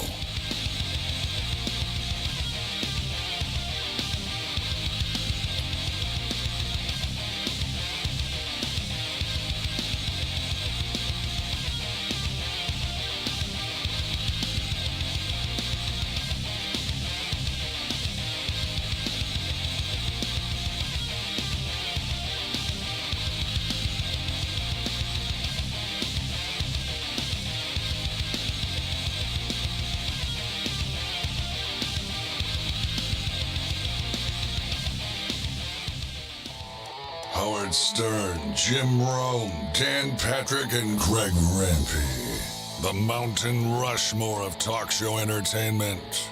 Now, let's get back to the Barbecue Central Show. Guy the Cooking Sam is in the instant chat, and he says, you got a loose wire on your mic. Lance Owen, I thought the mic crackling was just me and my connection. Guys, I don't know what to say. I don't hear any mic crackling whatsoever. But I know who we can check with. YouTube barbecue sensation and monthly guest of this show and my personal best friend, Sam the Cooking Guy. Sam, before I ask you the crackling question, we have a YouTube poll question of the week that we're asking everybody, including all guests. Do you personally know the mayor of any town? Yes, funny? I do. San Diego. Todd Gloria from San Diego. I do. Like you have him over for high tea? No. Well, no, but I know him to Could see you him out in text the him? street and walk up and go. No, I don't have his. I probably have one of his people's thing, but I do know him well enough. Yeah, that we super friendly and know Mr. Mayor. It's Todd and Sam and how are you and that kind of stuff. He's a great guy. Do you hear crackling in the microphone? I hear nothing. They're all smoking. They're smoking crack. That's the only crackling. Yeah, that's going Crack's on. Country Kitchen is dishing out crack. And to nobody Guy the has Cooking finer. Nobody has finer audio ears in their heads than you do. Yeah, of course. You got those very expensive form-fitting things that I used to In-ear have once monitors. that I lost. Yeah, in-ear monitors. Yeah, but the in-ear monitor doesn't do justice to it. Those are form-fitted. You like jam a piece of warm wax in there, it fits to your ear canal. Am I right? Yeah, in fact, I didn't even jam a piece of hot wax in my ear. I had to go to the audiologist and have them squirt the goop into my ear, and then I had to send those impressions to 64 Audio is the name of the company that makes the IEMs that I wear. The only time I ever had those was when I was on TV a long time ago, and I'd be on the news live, and they got them for me. But you took this little ball of basically like wax or putty or something, and you microwaved it for short bursts of time until it was pliable. Then you jammed it in. You left it in for like 10 minutes, and then you pulled it out, and you put it in a box, and you sent it off to them. Same thing. Yeah. Just without the guy attached to it. Yeah. Yeah. I think you had an IFB. Like I had think they an call IFB it an IFB. But isn't that what you have? These are IEM, in-ear monitor, which has so these have, I think, even better. The model that I have has 5 or 6 speakers in each ear. Tell those two that are complaining to fuck off. You guys fuck off, for crying out loud. You're banned Thank you. from the show. You're banned. Thank you. God. In keeping with last week's 100% assurity question and topic of this past month, 100% yes or 100% no, Sam, you knew how the Michelin Star Guide actually works. No. I mean, I had a sense of it. You knew you had to pay? No, I didn't know that. But to pay to be included in it makes it sound like pay to Let me explain. Like the cities are paying, right?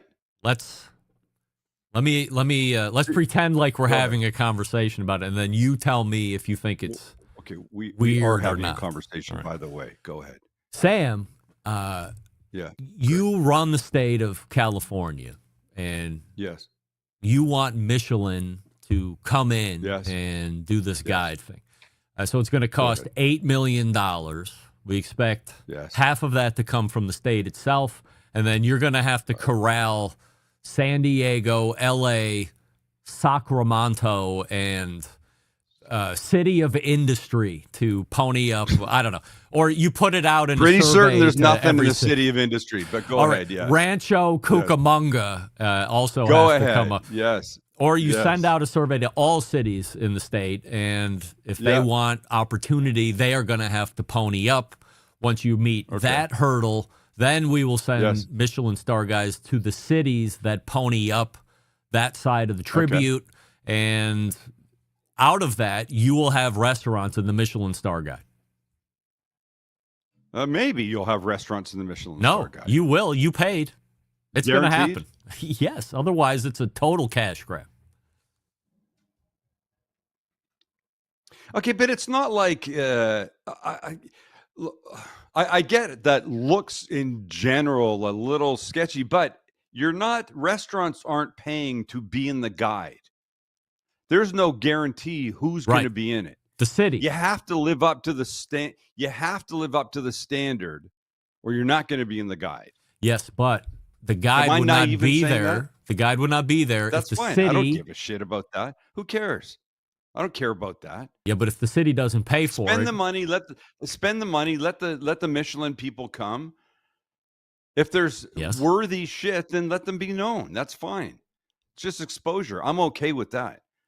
But the way it's been referenced on this show, yes, specifically, it makes it sound like it's pay for play. Like if I pay $100,000 or $200,000 as a restaurant, I'm going to be in the Michelin guide. That's not what you're saying. I just want to make this clear for people listening. Yes. So what I am not saying, Andrew, I am not saying. I am not saying the restaurants have greased anybody. I am saying the city has greased Michelin guide, and they have sent the reviewers into the city because they were greased. So, and would you agree? Somebody is going to be picked. There. No, stop there. Okay. You know that 100%? Yes, because the city has paid. Wow. Okay, but so do they pick somebody that's worthy or not worthy? Are you saying they're picking somebody that's not worthy potentially just because the city is ponied up? I don't think so. What I cannot answer is I do not know what the standard is for Michelin to hold a restaurant to. I know what it used to be, fine dining, white table, whatever. I think it's pretty high. Yeah, but then does not the argument get made, how can you classify a barbecue restaurant to compete with what a traditional Michelin star restaurant is going to be? Because plenty of barbecue restaurants in Houston and Fort Worth and San Antonio got Michelin stars this year. Did they get Michelin stars or did they get the other thing? Michelin stars. Not James Beard. So here's the deal. Michelin star. Listen, no, there's another Michelin version. And I wish I knew what it was. Shit. I wish I knew what it was. There's a secondary level that is not the Michelin star. Don't make those faces like I'm smoking crack like your people that are hearing shit tonight, because I'm not. By the way, anymore. Guy the Cooking Sam's, the guys with documented hearing problems are lecturing us on sound. Fuck off. How does he know I have a hearing problem? Just because I'm old? Well, I do. Geez. I mean, I don't know what to say. I got the thing pounded in my head, but whatever. Go ahead. I don't. Somebody Google, somebody that has a computer in front of them. I'm not going to do it. I'm with you now, and you're not going to do it. I'm definitely There is another. There's a word. I can't remember what it is, but there's a word that's associated that is in addition to the Michelin that is not that level, but it's here. And it's a more affordable version, a more casual version, I believe. Somebody's got to know this. Like almost like honorable mention kind of a thing? No, better than that, I think. Well, what I know is this. Those restaurants in Texas, so the cities that paid, and then there were subsequent barbecue restaurants, amongst other restaurants, but barbecue restaurants specifically, because it's this show's topic, got a single Michelin star rating out of a potential 3. There's a 2, and then there's a 3, which is like a must stop. No, trip, you get multiple Michelin stars come from multiple years of receiving them. You just don't get 3 stars off the bat or 2 stars. I don't think. I'm not an expert on this. What do I know? I don't have restaurants, and I'm a fucking hack. I do a bunch of crazy, stupid shit. So I'm not entitled to be speaking. Is that what you're looking at? Gourmand. Yes, Bib Gourmand. Yeah, That comes from the Michelin organization. That was not anything associated with Okay, what's happened here. Okay, but that's okay. You don't know 100%. I can tell from the way you're talking. But the Michelin stars are awarded to a standard. It's not if you serve duck, goose, pheasant, and fucking truffles. It doesn't have to be that. Okay. That's why restaurants in Bangkok that do stir fry things and are not fancy are awarded Michelin stars. It's about the food consistency in the service. That's what it is. The Michelin star Just ease system. up on them. Why do you hate the whole system so much? I don't. Because you had your boy on here and he pissed all over it. Now you're all angry. The Michelin star system You're suspect of the whole thing. Awards restaurants with 1 to 3 stars based on the quality of their food, with 1 star indicating a very good restaurant, 2 stars signifying excellent cooking, worth a detour. I don't know what I'm talking about. And then. 3 I stars don't know what representing I'm talking about, but I didn't exceptional think it worked cuisine like worth a special journey. All right, I don't know. I'm going to delve into this. Now, Why don't we get a Michelin person on? Let's do that. By I'd the like way, to be part of the panel that day. That information do that. from the MichelinStarGuide.com. That's fine. So let's do this. Let's get somebody on. Fine. Don't be so suspect until we get somebody on. Set it up and I'll have it done. It's not my show. I'm just the help. I just show up. I show up when you tell me to, or when Mr. Monson is absent. Or John. Solberg, I mean, sorry. Show related. Your show related now, not mine. We're done with me. Yeah, go ahead. Do my ears deceive me, or have Max and part-time Chance been mic'd up in recent shows? No, they're doing this thing that I'm not really a fan of. There's this little audio trick that they can pull. Oh, they're gaming I don't themselves. like it. I think it's more than that. Yeah. I don't think it's more sophisticated, but it's more than that. And I don't particularly like it because, Chance is not right here on my shoulder like a little angel or a devil, right? Jesus Christ, have some water, man. Are you up all night taking a leak? No, I'm not 80. Carry that thing around. You got to have at least 100 ounces every day. Otherwise, you're I drink a lot of water, but I drink out of something called a cup, not out of a but I can. footstool. This holds 72 ounces. If I drank one of these, I'll lose count. Otherwise, I'm an idiot. Yeah, I know, but I like cold water. I don't want to start at 7 a.m, but 4 p.m, I got 3 inches left and it's warm and there's ants in it. Listen, Chance is not on my shoulder. Right. He's over there when he talks. And this thing that they do, he sounds like he's closer to the mic than I am. I don't like that. It's exactly what I said to do. That's why we love it. I don't want this. What did you say to do? Mic him up? Yeah. No, it's like me going, all right, now you're going to add 2 teaspoons. Hey, Chance, did I make this last week? All of a sudden you hear this. Yes, you made that last week. It shouldn't sound like that. It should sound like he's further away than me, and it doesn't. It sounds like he's right here on the mic. No, I don't agree with that assessment. It does. I've noticed because they do sound. They've tricked it up enough where they have tricked me to think that maybe it was asked by you, and they said, you know what, we'll give it a whirl. Why not? I talk about it all the time. They are not mic'd up. I can tell you that. All right. I promise you. I'm not trying to pull I'm the wool over your eyes. I don't think you the are. Michelin Guide is trying to pull the wool over. I can't wait to set them up. Which I don't believe, by the way. I want to be a Michelin Guide inspector. Who doesn't? I don't know. What's the onion blanket trend? Fuck that fucking thing. It's ridiculous. Did you get the other video that I sent you finally? On the No, Instagram where I kept... You didn't see it? No. Should I look now?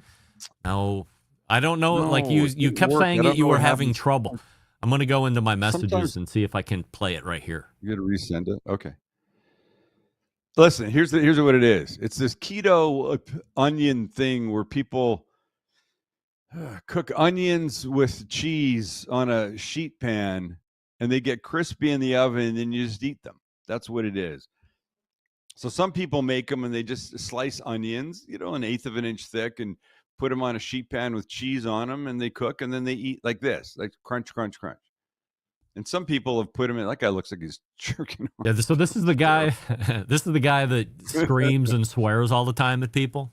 Yeah. Oh, this guy, I don't like this. Yeah, and then Look, I swear, but I mean, come on. I mean, he's a little annoying. okay, look at him. It's just look at him. You can see. You don't even have to see his mouth. I don't need to hear the words. No, I find him annoying. Just keep talking, and then what I find funny is what happens at the end here. This But is look, a little different than 40,000 like what you're doing, right? 35,000 people have like this. Yeah. Okay. That's crazy, okay, right? Keep going. Yeah. Keep So now going. put it in the oven. I did and this. Now I just did a big now version look. of it. There you go. Look. Yeah. Look what happened. It didn't come off. No, it didn't. He effed it up. Oh yeah. He effed it up. Look at his shirt. Don't fuck it up. Guess what? He fucked it up. Aha! Okay, and he swore a lie. Yeah. Meanwhile, 40,000 people have watched that stupid thing. Yeah. I want you to ask me what what having a bad attitude. I want you to ask me what I'm having for dinner tonight. I will at the end. Well, okay. Just leave me a minute and a half to tell you. All right. So where do you find the onion blanket? Is it called the onion blanket? No, we called it an onion blanket. It was a keto onion thing. Max sends a thing and he goes, I said it before. I go, I'm done. I'm out of ideas. I got nothing left. It's been 25 years of this. There's nothing left. I'm old. All I have in my head is, how am I going to enjoy myself today? I have no time for this. I'm only kidding, really. But so Max is more in tune to this stuff. And he goes, hey, why don't you do something like this? And I look at it and I said to him, I'm never making that effing thing. It's stupid. And I keep seeing it too many times. He goes, well, maybe there's a reason. I go, okay. And so I wasn't going to do it. And I kept looking at it and he kept suggesting it. And finally I said, fine, I'll do it, but I'll make a big one. Because the first one I saw, the person was like cutting those onions out and just eating them like big ass chips, big keto onion cheese chips. Gross. And then I saw somebody make one like this skinny, right, about this long. I know, well, that's okay, fine. If I'm going to do it, I'm just going to make a big ass one. So I made a big ass, big sheet pan one. And that you could show people and the size of that or not. Yes. You don't have to. Getting there. Show the one that doesn't work. Mine worked. And somewhere in the very beginning of the thing. Yeah. And I did it. And I'm still, I mean, it was okay.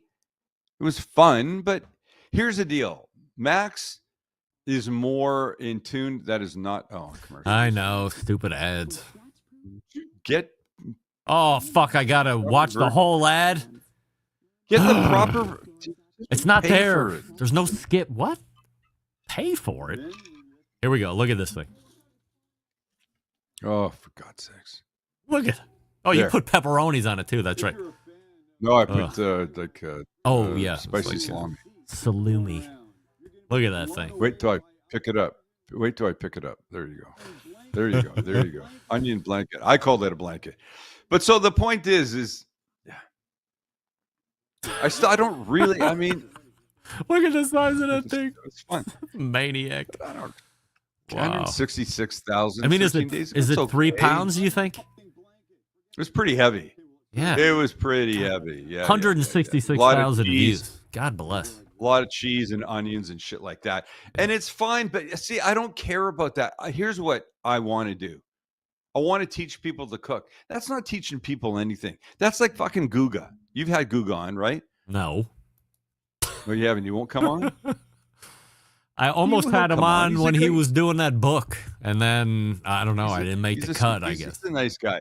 But listen, Guga's not teaching people to cook. Guga's like... he's the shock like jock. Driving down the street, you see a car accident. You're going to look. He's the guy that whips his crank out in public. Well, I don't think I've seen him do that. And I'm not going to look if he does. And if that's your thing, God bless you. I'm not going to get in the way of that. But it's like I dry aged a Wagyu brisket in the fucking squirrel cum for 8 years, and this happened. I think it's pronounced Wagyu. That's the kind of Wagyu. That's the kind of shit that he does, and that's fine. I think I'm teaching people to cook most of the time. I don't know anybody's making that fucking blanket. Sorry, I shouldn't be swearing so much.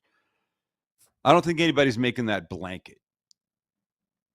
Who's making the blanket? Have you watched Adolescence? What is that? Do you know about it? On Netflix, British. Oh no, British I don't series, watch. 4 episodes. I don't watch TV. Some of the greatest television I've ever watched. I'm telling your listeners and your viewers right now. All right, watch Adolescence. Don't even question it. All I'm going to tell you is one thing. 2 things. It's brilliant. Each episode, and there's only 4, so you can do it in a few days. Each episode is done in one shot. The camera never breaks. There's no editing. Do you remember Goodfellas? Yeah, the movie Goodfellas? Of course. Yeah. There's that scene when Ray Liotta and his almost wife park on the street outside of a fancy restaurant. The camera picks them up as they're getting out of the car. They walk across the street, and there's a line of people waiting to go into the restaurant. They go in the back door, down some stairs, through the kitchen, out this way, dishwasher, into the restaurant. The table gets set up. All that's done in one shot. Yep. And that's about a minute scene. It's a famous scene. Adolescence. Every episode of the 4, they're like 45 minutes. Huh? One shot. Wow. One shot. But you'll forget that. And it's just amazing television. Amazing. What's it's the incredible story. What's the theme? Murder mystery. The theme is a young boy that's accused of murdering a young girl. Oh, it's not. I don't watch rom-coms. Oh, I'm telling you, it is a gripping drama television. Right. It's fantastic. What, you only watch a rom-com? I don't watch TV. 48 Wedding Dresses? What? So you said rom? I don't watch TV. It's a drama. It's fantastic. What do you watch? Is this on? I don't watch TV. Oh, I thought you said I watch TV. You no, don't watch TV? I don't watch TV. You don't watch anything? Oh, I mean, I watch the Cavs, and the Guardians when they're on. That's it. And what are they TV. On? What do you watch them on? Oh, there you go. Thank you.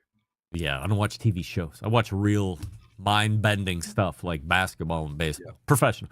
Sloppy Joes are underrated. Yes or no? They are 100%.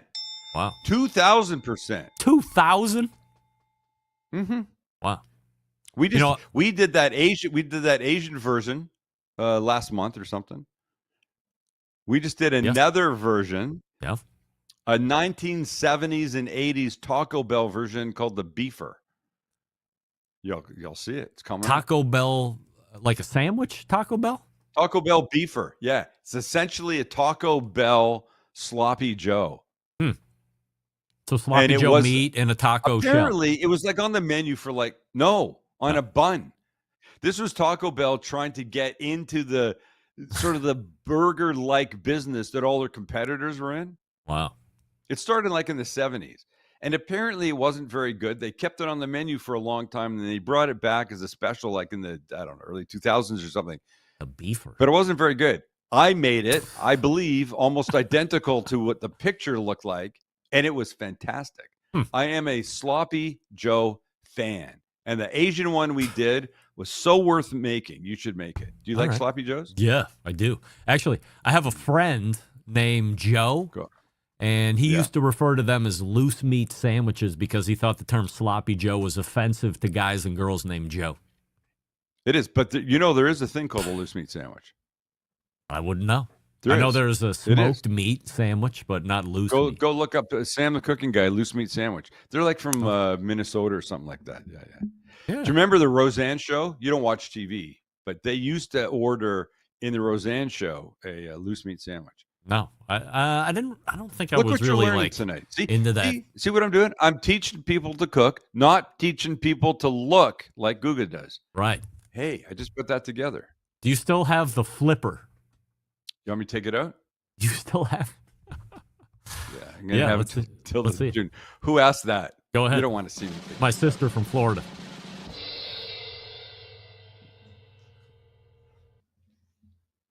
And oh wow, look at that! Congrats, Kelly. I'm brushing my tooth. It's Sam from West Virginia joining us here on the Barbecue Central Show with his tooth. No, it's not. Can you believe that? It's What pretty happened? good technology. You wouldn't Just fell out? Did you get hit Did I in the not face? tell the story? I was on my way to be one of 4 judges at a burger competition. Yeah. I had to be there at 2:45. It was 2:35.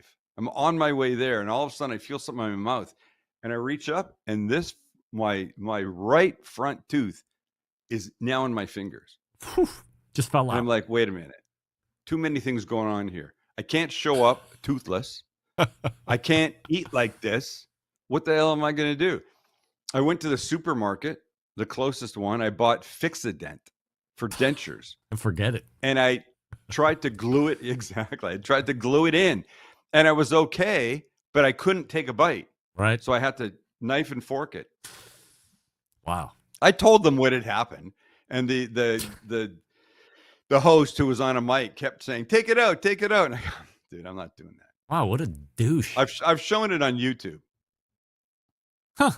I save it for my own people. What Yeah. So is that it? Like that's it forever? Are you going to get No, I have an to- implant or something? This is the beginning of the implant. I had Yeah. to go in. Oh.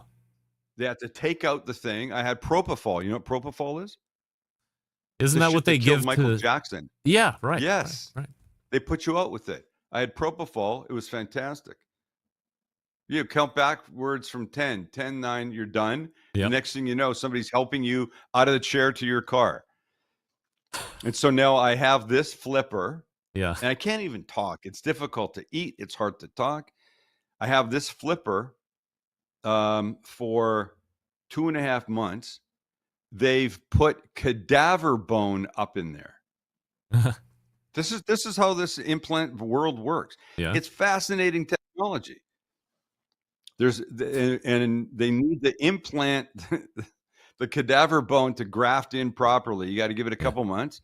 Once it's there, and there's a little like socket. Yeah. Once it all binds and it's fine, then you have the tooth made, and then they go, dude, somehow, Yeah. screw it in or whatever. Yeah. And you're good to go. And just free eating like nothing ever happened. Yeah, but right now the problem is that the it doesn't matter. It just doesn't. It fits, but not perfectly. So I sound like I have a lisp. I'm okay with that. But when I eat things, this plate doesn't fit up against the roof of my mouth perfectly because if it did, it would irritate. So it sits off at about 1/4 of an inch. Yeah. So then food gets in. It's a hassle. Oh. It's my burden to live with. Don't worry about it. Yeah. Well, I'm glad it's going to be taken care of. My overriding concern is you had a tooth fall out of your head for no apparent reason. What's next? I don't know. My dick will fall out. Listen, I had a giant gap between my 2 front teeth years ago, and I had that fixed by having those teeth shortened and then caps put on. So basically, what fell off is one of those, but it took some other shit with. I don't know. Who knows exactly? Yeah, exactly. Big caps, big chompers. All right. Yes, exactly. Sam, what should we make for dinner tomorrow night? Listen, I know what I'm having, but what should we? I saw a guy. make? What are you having? You having sloppy joes? I saw a guy on Instagram the other day. The place is called Pig and Rooster Barbecue. He's from Australia. Here's what he said. You can't ask me what I'm going to have, and then you just go right into a story. I mean, what the fuck? I told you, give me at least 1.5 minutes. I want to get through my shit before you cut me off and go to commercial. I'm not going to go to commercial. You want to tell me? What are you going to have? I'm going to go to, oh, fuck. Go ahead. Lupe, I don't know. We're going to Houston, and we're going to my favorite Mexican restaurant in Houston. No choripollo there, yeah. Lupe Tortilla. Why not? Why? That's what Why it is. do they Lupe not have Tortilla. choripollo? Why do they not have choripollo? Well, you know why? Because they're a proper Mexican restaurant. That's right. Real live Mexicans in there. There you go. Right. And they wouldn't be embarrassed by serving anything like that. That's right. Which, by the way, did make my cookbook, and it's delicious. But no, real Yes, it Mexicans wouldn't have it. Okay. Okay, so this guy goes, look, he goes, this whole thing about cooking a brisket to 205 degrees is overrated. You don't have to do that. All right. Just watch what I did. He had a little Wagyu brisket. He smoked it for 4 hours. pulled it off the smoker, wrapped it in foil, put it in his oven. Yep. At 175 degrees. All right. He left it there from 4 p.m. to 11 a.m. I don't know how many hours that is. Well, it's 12. It's 4 more. p.m. to 19, 4 18 a.m. is 12 hours. Is 12. And then 7 gets you to 11. So 19 hours. So what is that? 19 hours. Yeah. 19 hours in his oven at 175. So I looked at that. I go, come on, how can that be? I had a brisket. I actually had a pastrami, a cured, uncooked pastrami brisket, basically, right? All the same cut, but cured as a pastrami. I smoked it for 4 hours. I put it in my oven yesterday at 5 p.m. Yes. I pulled it out today at noon. Right. It's insane. It is too tender.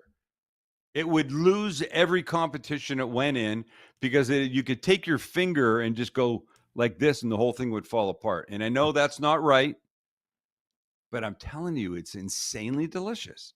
I didn't take pictures. I got none of that. Well, what we've come to find out here the last couple of years from why is Texas brisket so successful? They do their whole cooking process, and then they put them in, I forget what the technical term is, evap, alto sham, I believe is what they call it. So it's low heat, it's a moisture, humidity. Low heat, but lots of moisture. Yeah. And they put them in there at like 150, 155 with the ramped up humidity and hold them for 15 hours. So like the briskets that you see that are coming off today, they're going to be tomorrow's brisket. They're going in for the hot or the low heat humidity nap. I wonder. And that's why they're so good. I asked Scheiding. I didn't quite understand his. I said, "How do I hold this thing?" Because I wanted to pull it off and then keep it perfect till Kelly came home from work today. Yeah. And there was something about a pan and not no towels if you use a pan. I didn't quite get it, and I didn't go back and ask him, but I will. Yeah. Like Monson's got a place. I don't know, what is he? Yeah. How do these guys do it? Because Rusty's got an alto sham. He does. Sure. And if you're in a barbecue restaurant, you got to have. Oh yeah. A lot of them have multiple alto shams. So these guys are putting these things on in the afternoon. They're coming off in the morning, and then they're throwing them in the alto sham. Yeah, or they're coming off holds maybe them perfect. Maybe they're coming off at like you say, lunchtime, between lunchtime and 3, lunchtime and 4, and then they're throwing them in the alto sham till lunch the next day, and then they start again. Because barbecue in Texas is lunch until you sell out. Wait a second. Yep. You're saying that they're throwing them in the alto sham. Who are you looking at? Oh, look at me. I'm your guest. Don't be looking at that screen. Got a lot of things happening. What are you doing? Don't worry about it. I'm producing while hosting. Pay attention. Yes. Don't produce. Just converse. Yes. So you're telling me he's pulling those off at 3 o'clock on a Monday, and those are being kept in the alto sham until lunch Tuesday? Yeah. That long? Yeah. That's the same amount of time that your guy was telling you. Shit. Roughly. Well, it was finishing cooking. No, my guy was saying finish it cooking because after 4 hours on the smoker at 275, it's not there. No, so it's you're a combination of holding and continuing to cook. But my oven didn't even go to 175. My oven only goes to 200. Maybe they got special ovens in New Zealand that go. Australia they go low. Anyway, my oven goes to and Rooster Barbecue. I shout out to him because it worked. All right. And then people are going to say, "Well, why would I do that? Why would I not just keep it on the smoker?"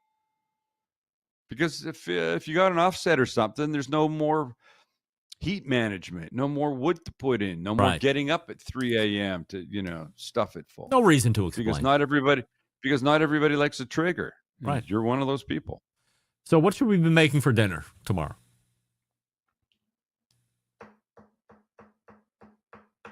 You don't remember? Here's what I want you to do. I'm thinking. I want you to go make those Asian sloppy joes. Because you might not have had it. Don't make that face. You made it a Because, point to A, give you time, and then I asked you the question. You didn't even have the answer. I was. You heard me. I was thinking about it. That was me thinking. Yeah, but you made it appear gonna like go to you somewhere else, had the but answer. I do have the answer. Asian sloppy joes. For two reasons. One, because you've probably not had a sloppy joe for a while.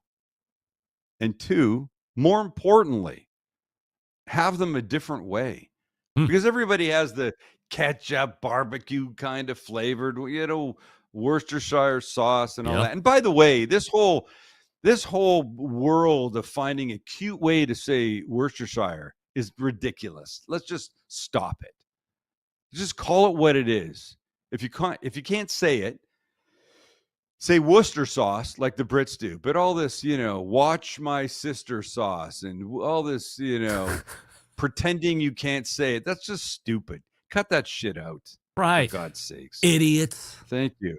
They're idiots. Yeah. God. All right. So sloppy Joe. When we make sloppy joes, always open face, always American cheese over the top melted, because American cheese melts the best and it adds a nice bit of creaminess to the texture. Oh, not in the Asian one. The Asian one, you don't need cheese. No, just regular. You ever had manwich? Yes. I've never had the shit in the can. Yeah. Get it. Had it. No. Never had do it. Here's what you should do. But I make my I got own. an idea for you. I got an idea. Here, do this. Next time the ECs are on, everybody gets a can of the manwich. They open it up. Live taste testing on air. Right out of the can, cold, room temp? No, you're gonna heat it up. Oh, that'd be ridiculous. Nobody's gonna eat that shit out of the can. Yeah, but that's a second hour thing. It'll be for me. terrible. That's gonna be tough. Why is it tough? I don't have what do I have to cook with down in the basement? Nothing. Do you have a thermos? Of course. There you go. Stanley thermos. You have the thermos? Yeah. There you go. Stanley. Heat the shit up, put it in the thermos, and then you'll be fine. All right. Even if you just taste it with a spoon. It'd be interesting to see what everybody thinks. Yeah. Everybody tastes. But it's nobody sweet. says anything. All right. And then at the same time, you all hold up a number between 1 and 10. I'd be curious to know what the results would be. I'm going to put it together. You want me to send the can? I'll send the cans to everybody if you need me to. It's readily available at every convenience store and other store in between. So Scheiding lives like 800 miles out in the woods with raccoons and shit. Yeah. You think he has proper supermarkets near him? Of course. He probably owns them. I don't know. He's a rocket scientist. Rusty lives in the great Salt city Lake. of Utah. So you always call it that. That's funny. I laugh at that. Matt lives in Tennessee. And where's John lives in the state up north. The state up north? Yeah. You don't know what that means? No. Because we live in Ohio. What state do we hate the most if you live in Ohio? I don't know. Michigan. The state up north. Oh, God. We don't even reference it by name. Can I just say this? Let me just say this. He's a good man. Yes. John Solberg is a good man. Yeah. He sent me a really nice note about Phil. There's no but. Oh, all right. He sent me a really nice note for sitting in for him, and I was honored to sit in. I like it.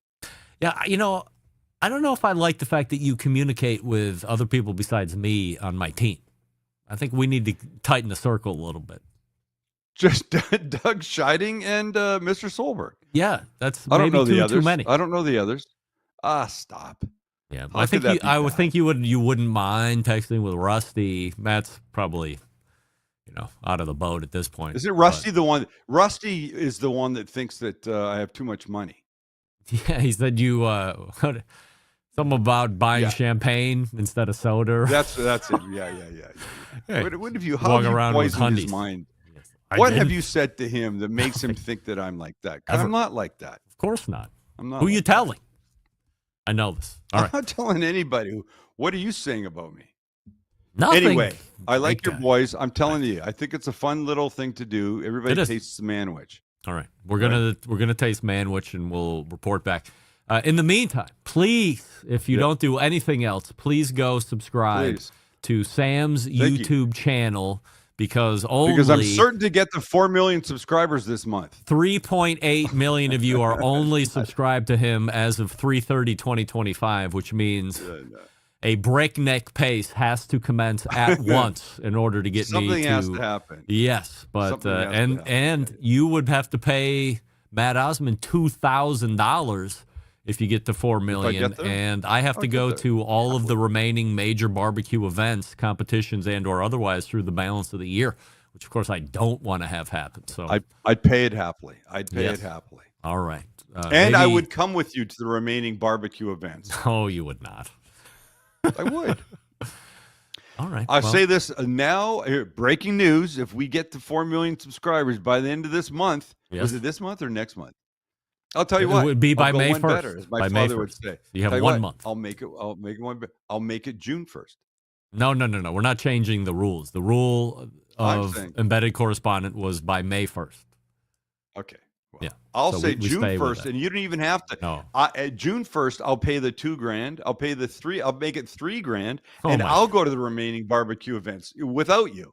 All right. Because that's the kind of guy that I am. All right. Well, so now we have two bets.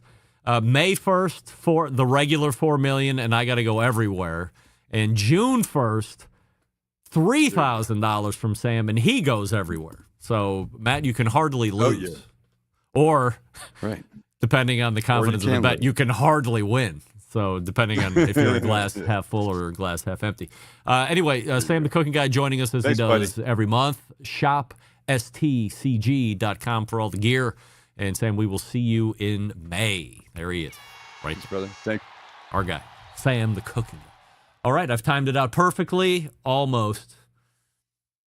We are at top of the hour, so Sam holds over for an extended period, which we certainly appreciate, getting through half of my agenda.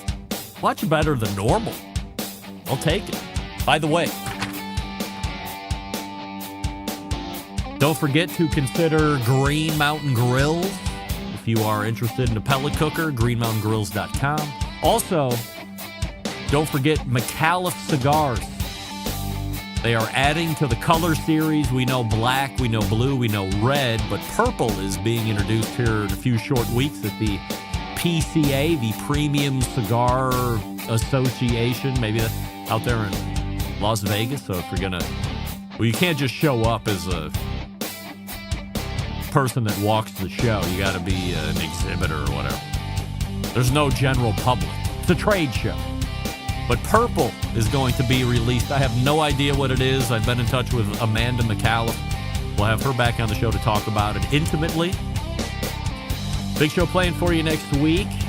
What could be a Steve Ray, what will be, if I'm not mistaken, a David Gaffert, and also a Robert Moss, because we are now in April 1st.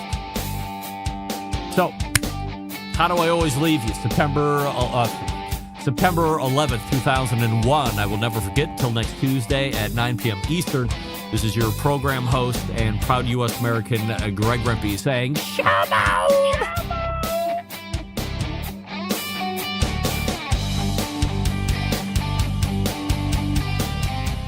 Sam the Cooking Guy, and you're listening to the Barbecue Central Show. Some call him a fool, some even call him a douchebag. But I say Greg Rempe is the greatest thing to happen to barbecue since cavemen.